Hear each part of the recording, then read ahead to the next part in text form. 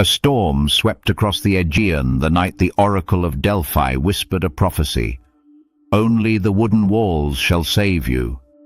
To the terrified Athenians, this made no sense. Their city was about to be swallowed by the most terrifying empire the ancient world had ever seen. Persia, whom had millions at its command and disposal. And yet, somehow, from all that chaos, rose the Greek Empire. But the story of Greece is not a straight line toward greatness. It is a tale of brilliant minds and tragic egos, miraculous victories and bitter betrayals, glory that burned bright and eventually burned out. The Greek Empire didn't begin with marble temples or philosophers in white robes. It began with small, quarreling villages scattered across rocky mountains and sun-baked coastlines. Greece's geography forced its people to be independent, even stubbornly so. Every valley became its own city-state, its own identity, its own pride. Athens, Sparta, Corinth, Thebes. Each one believed it was the greatest. Each one was prepared to fight to prove it, and their rivalry could have doomed them. Instead, it forged them. The spark came from an unlikely place, the tiny kingdom of Macedon, long dismissed as a backwater. Its ruler, Philip II, was a hostage in his youth, taken by Thebans, mentored and trained in Greek warfare by the general Epaminondas, absorbing every tactic, every weakness, every arrogance of the then dominant military and political system. When Philip returned home at the age of 22 with all this knowledge gained in captivity, he had a new vision. Unite all the Greeks, not by persuasion, but by the spear. Before Philip, Greek warfare was heroic and individual. After Philip, it was a machine.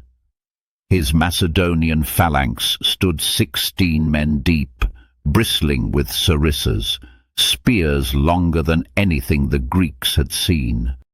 When it moved, it was like watching a living fortress glide across the battlefield.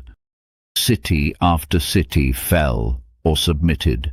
Even the mighty Athens bowed after the Battle of Chaeronea.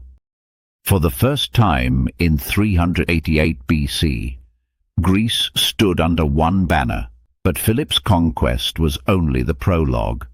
It was his son that would attempt the impossible. Legend says that when young Alexander was told his father would leave him no challenges to conquer, he replied, "He will leave me nothing but small deeds." And Alexander meant it. When Philip was assassinated, stabbed by his own bodyguard in a mystery-soaked conspiracy, Alexander seized the throne at just 20 years old. Many expected the Greek world to fall apart again. Instead, Alexander launched a campaign that would stretch 3 continents wide. Persia, the empire that once threatened to crush Greece, was dismantled piece by piece by a young king who fought alongside his soldiers, sprinting into battle faster than his own bodyguards. He marched through scorching deserts, scaled mountain fortresses thought impossible to take, and forged an empire stretching from Egypt to India. No Greek before him had dreamed so big. No conqueror after him would match his speed. But here's the twist. Alexander's empire wasn't truly Greek. It became something new, a blend of cultures, languages, gods, and ideas. Greek thought spread from the Mediterranean to the Himalayas, weaving itself into science, art, mathematics, and philosophy across Asia.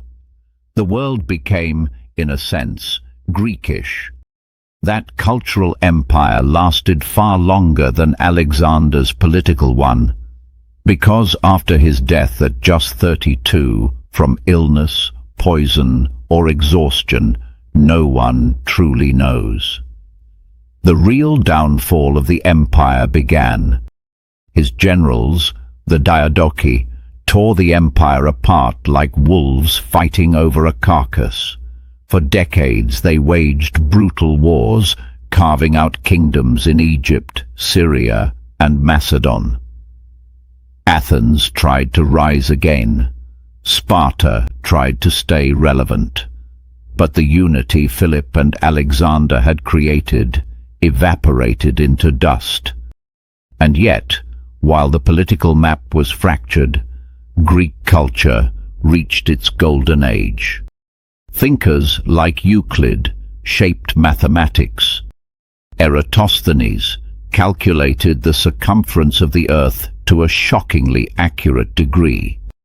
Archimedes invented machines centuries ahead of their time, and once defended his city with nothing but mirrors, sunlight, and an idea bold enough to terrify Roman sailors. If military unity had been fleeting, intellectual unity lasted generations.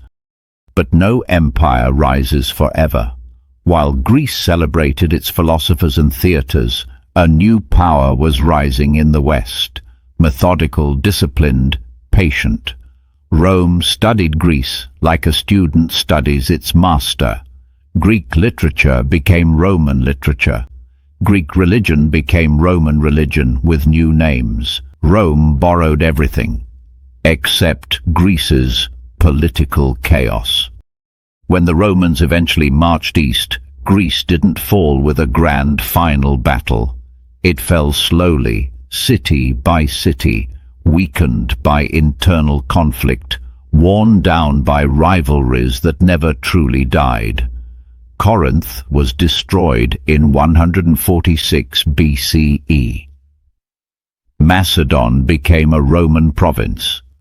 Athens became a shimmering cultural trophy for Roman elites. Greece, once the teacher of the world, became a province in someone else's story. But here's the twist. The Greek Empire may have fallen on maps, yet it never fell in the mind. What Rome conquered, Greece had shaped. When Roman generals wrote speeches, they copied Greek rhetoric. When emperors sought wisdom, they turned to Greek philosophy. When early scientists looked to the stars, they built on Greek calculations. Even Rome's greatest mythologies are just a re-skinned version of Greece's. And centuries later, when Rome itself collapsed, the spark of Greece kept burning. In the Byzantine Empire, in Renaissance Europe, in our political systems, our mathematics, our language, our art, our understanding of the universe. The rise and fall of the Greek Empire is not really a fall at all. It is a transformation, a metamorphosis, a story of a people who never truly unified, yet managed to change the world more deeply than any empire before or after. Their cities fell, their armies dissolved, their marble temples crumbled, but their ideas, those survived everything. If you look closely, you can still see the Greek Empire today, in every courtroom debating justice, in every classroom studying geometry, in every government arguing over democracy, in every story of heroes and flawed gods, and in the simple belief that humans can question, challenge, and seek truth for themselves. Empires rise, empires fall, but ideas. The Greek Empire proved that ideas can outlive kings, armies, and centuries, and that is their greatest conquest.